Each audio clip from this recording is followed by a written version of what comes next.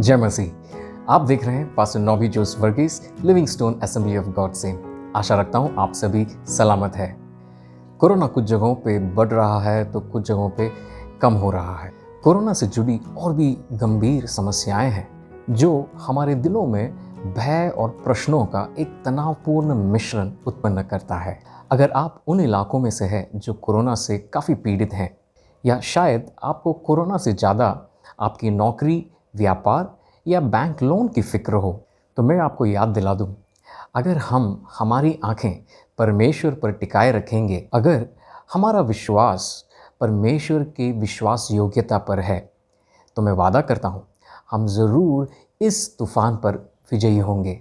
भूले नहीं, वचन हमें क्या सिखाता है।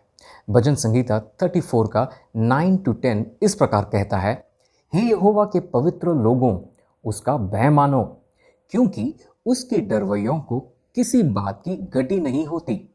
जवान सिंहों को तो गटी होती और वे भूखे भी रह जाते हैं, परंतु यहोवा के खोजियों को किसी भली वस्तु की घटी ना होगी।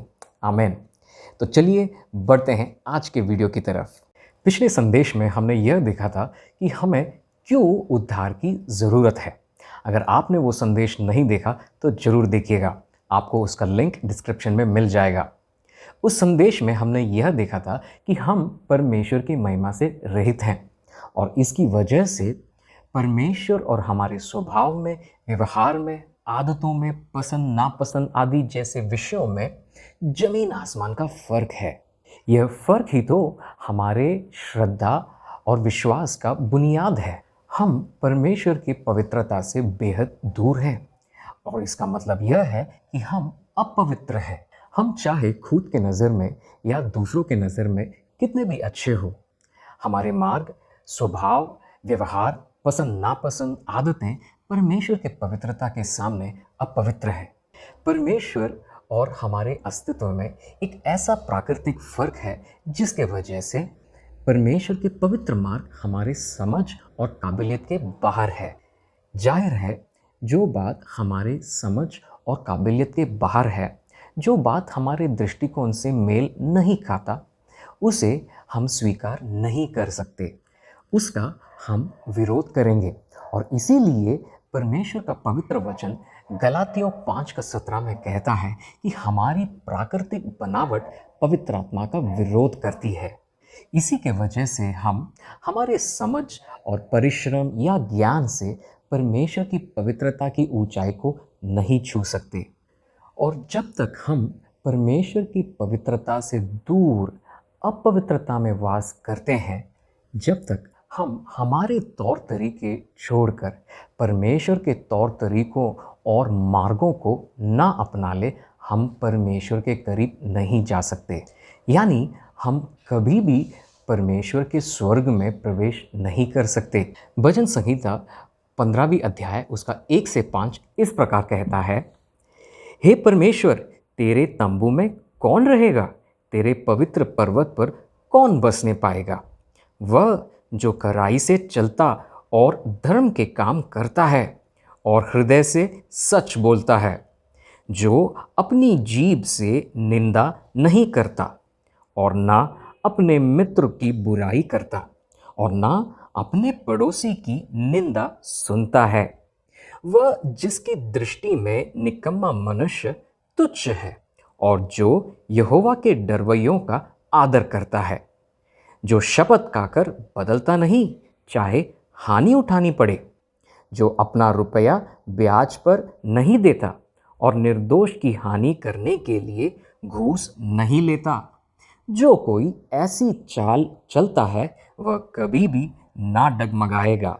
हमने यह भी देखा कि परमेश्वर न्यायी है और अपने न्याय से कभी भी समझौता नहीं करेंगे। अगर परमेश्वर अपने ही न्याय से समझौता करेंगे तो परमेश्वर और हमारे बीच कोई फर्क नहीं रह जाएगा। इसका सबसे बढ़िया उदाहरण यहूदी लोग हैं, जिन्होंने परमेश्वर के विश्वास योग्यता को, सामर्थ को और चमत्कारों को ऐसा अनुभव किया कि उनके जैसे चरित्र में कोई दूसरा देश नहीं। परंतु परमेश्वर के पवित्र मार्गों को ठुकराने के वजह से उन्हें अपना देश खोना पड़ा और गुलामी करने की नौबत आई, जिसके बारे में हम वचन में पढ़ते हैं। परमेश्वर ने उन्हें कई बार चेतावनी दिया, मगर उन्होंने परमेश्वर की एक नहीं सुनी। परमेश्वर ने अपनी न्याय सुनाई और उन्हें अपना देश खोना पड़ा। क्या आप जानते हैं उन्हें अपना देश कब वापस मिला? 14 मई 1948 को दोबारा इज़राइल का देश बनाया गया। यानी इतने सालों तक यहूदियों के पास खुद का एक देश भी नहीं था।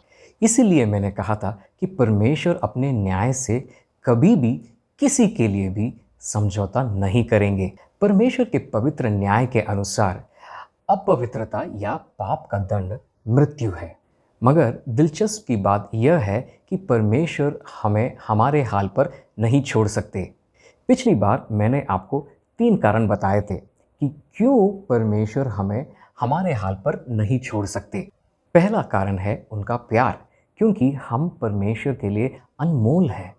दूसरा कारण यह है कि परमेश्वर पवित्र है और उन्हें अपवित्रता, अधर्म या अन्याय से बेहद नफरत है। वे बिल्कुल नहीं चाहते कि हम जो उनके लिए अनमोल हैं, उनके पवित्रता से दूर अपवित्रता या अधर्म या अन्याय में जिए। तीसरा कारण हमने पहले ही देख लिया और वह है परमेश्वर का न्याय। पहला तीमुथियुस 2:4 कहता है, वह यह चाहता है कि सब मनुष्यों का उद्धार हो और वे सत्य को भली भांति पहचान ले। परमेश्वर नहीं चाहते कि हम में से कोई भी अपवित्रता या पाप का दंड जो मृत्यु है उसे प्राप्त करें और नरक में हमेशा हमेशा के लिए नष्ट हो जाएं। तो सवाल यह उठता है कि परमेश्वर कैसे हमारा उद्धार करें। देखिए, हमारा निवास स्थान अपवित्रता में है और परमेश्वर का निवास स्थान पवित्रता में है। जाहिर है, अपवित्रता के निवास स्थान में से कोई भी हमें उद्धार नहीं दे सकता।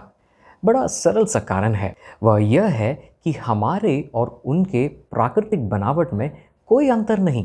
हम सब एक समान परमेश्वर के महिमा से रहित हैं। तो इसका मतलब यह है कि हमें सबसे पहले यह समझना है कि हमें उद्धार कोई ऐसा ही दे सकता है जिसका निवास स्थान पवित्रता में है। यानी कोई ऐसा जिसका स्वभाव, नजरिया, तौर तरीके, आदतें मनुष्य जाति के साथ किसी भी स्तर पर ना मेल खाता हो। यानी हमारे उद्धारकर्ता और हमारे स्वभाव के बीच जमीन आसमान का फर्क होना ज़रूरी है। दूसरा विषय यह है कि हमारा उद्धारकर्ता कोई भी हो, उसे पवित्रता के निवास स्थान को छोड़कर अपवित्रता के दलदल में प्रवेश करना पड़ेगा। यानी उन्हें मनुष्य बनकर इस संसार में एक साधारण व्यक्ति के समान जीना पड़ेगा। तीसरा विषय यह है कि हमारे उद्धारकर्ता को मनुष्य बनकर सब सांसारिक मुश्किलें, इच्छाएं, ज़रूरतें, प्रलोभनों का सामना करना पड़ेगा। यानी वह सारी बातें जिसके सामने हम मनुष्य घुटने टेक देते हैं। यही नहीं, बल्कि उस सब का सामना करने के बावजूद यह जरूरी है कि वे अपवित्रता के बीचों बीच भी पवित्र रहकर अपने आप को एक काबिल और योग्य उद्धारकर्ता साबित करें। चौथा विषय यह है कि उनको परमेश्वर का न्याय भी पूरा करना पड़ेगा, क्योंकि अपवित्रता, अधर्म या पाप के प्रति परमेश्वर की न्याय की सुनवाई हो चुकी है। यानी हमारे उद्धारकर्ता को हमारे पाप का दंड जो मृत्यु है अपने ऊपर लेकर हमारे लिए हमारे जगह पर अपने आप को बलिदान करना पड़ेगा। पांचवा विषय यह है कि हमारे उद्धारकर्ता को अपने आप का बलिदान ही नहीं बल्कि मृत्यु पर विजय प्राप्त करके जी उठना पड़ेगा, ताकि वे हमें धार्मिकता के लिए तैयार करें या पवित्रता के निवास स्थान तक पहुंचने के लिए हमें मदद करें। यह 5 बातें हमारे उद्धारकर्ता के लिए ज़रूरी है।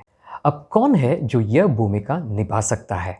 यह भूमिका निभाने के लिए केवल एक ही योग्य है और वे थे पिता परमेश्वर के इकलौते पुत्र यीशु मसीह, जिन्होंने अपने आप को खुशी के साथ यह भूमिका निभाने के लिए समर्पण किया।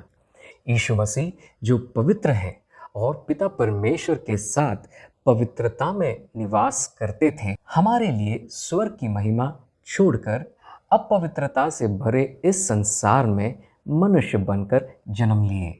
उन्होंने वह सारे पाप, लालसा, अभिलाषा और अधर्म का सामना किया जो हम में से हर एक व्यक्ति को सामना करना पड़ता है। परंतु फर्क यह था कि यीशु मसीह ने इन सब के सामने सिर नहीं झुकाया, बल्कि दृढ़ता से उसका सामना करके निष्पाप रहे। इसीलिए यीशु मसीह एक योग्य बलिदान ठहरे और हमारे पापों का दंड जो मृत्यु था अपने ऊपर लेकर हमारे लिए हमारे जगह पर क्रूस पर अपना जीवन दे दिया। तीतुस 2:14 कहता है, जिसने अपने आप को हमारे लिए दे दिया कि हमें हर प्रकार के अधर्म से छुड़ा ले और शुद्ध करके अपने लिए एक ऐसी जाति बना ले जो भले भले कामों में सरगर्म हो। यह परमेश्वर के वचन का सबसे महत्वपूर्ण और बुनियादी सत्य है कि यीशु मसीह ने हमारे पापों का दंड जो मृत्यु है अपने ऊपर लेकर हमें पापों के दंड से बचाया। मगर याद रखें, मौत उन्हें हमेशा हमेशा के लिए कैद नहीं कर पाई और तीसरे दिन वे जी उठे। उन्होंने अपने बलिदान के द्वारा हमारे लिए अनंत जीवन का मार्ग खोल दिया।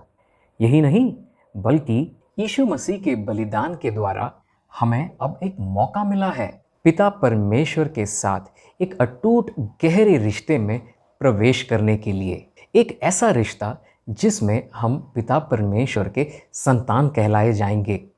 पहले हम उनके सृष्टि थे, मगर अब यीशु मसीह के बलिदान के द्वारा पिता परमेश्वर के संतान बनने का मौका मिला है। इसीलिए अपवित्रता और अधर्म छोड़कर अनंत जीवन पाने के लिए हमें केवल अपने अपवित्र प्रकृति जो परमेश्वर के महिमा से रहित है उसे परमेश्वर के सामने कबूल करना है और यीशु मसीह को अपने जीवन का प्रभु मानकर विश्वास करना है कि परमेश्वर के इकलौते पुत्र यीशु मसीह जो हमसे बेहद प्यार करते हैं, जिनके लिए हम अनमोल हैं, उन्होंने हमारे अपवित्रता या पापों के लिए हमारे जगह पर अपना जीवन दे दिया और तीसरे दिन परमेश्वर के सामर्थ्य से वे जी उठे। रोमियो 10:9 कहता है कि यदि तू अपने मुंह से यीशु को प्रभु जानकर अंगीकार करे और अपने मन से विश्वास करे कि परमेश्वर ने उसे मरे हुओं में से जिलाया, तो तू निश्चय उद्धार पाएगा। मेरे प्यारे दोस्तों, हम कोई तीर्थ यात्रा पर जाकर या किसी को पैसा देकर या अच्छे कामों से या सिर्फ श्रद्धा से उद्धार नहीं खरीद सकते। हम जिधर भी हो, किसी भी हालात में हो या कोई भी जाति के हो, चाहे गोरे हो या काले हो, पढ़े लिखे हो या अनपढ़ हो, अमीर हो या गरीब, ऊंची जाति या नीच जाति, परमेश्वर को यह कोई भी बातें मान्य नहीं रखती। आप जैसे भी हैं, आप परमेश्वर के हाथों की सृष्टि है और उनके लिए आप अनमोल हैं। वे चाहते हैं आप उद्धार पाएं और यीशु मसीह पर विश्वास करके अपवित्रता और पाप का जीवन छोड़कर पिता परमेश्वर के संतान बन जाएं और अनंत जीवन पाएं। अगर आपको इस संदेश के विषय में कोई भी सवाल हो तो हमसे जरूर संपर्क करें। हमारे कॉन्टैक्ट नंबर डिस्क्रिप्शन में दिए गए हैं और आप हमें डिस्क्रिप्शन में दिए गए ईमेल आईडी पर भी पहुंच सकते हैं। अगले संदेश में देखेंगे कैसे यीशु मसीह में हमें एक नई पहचान मिलती है। भूले नहीं, आप परमेश्वर के लिए अनमोल हैं। परमेश्वर आपको आशीष करे। जय मसीह।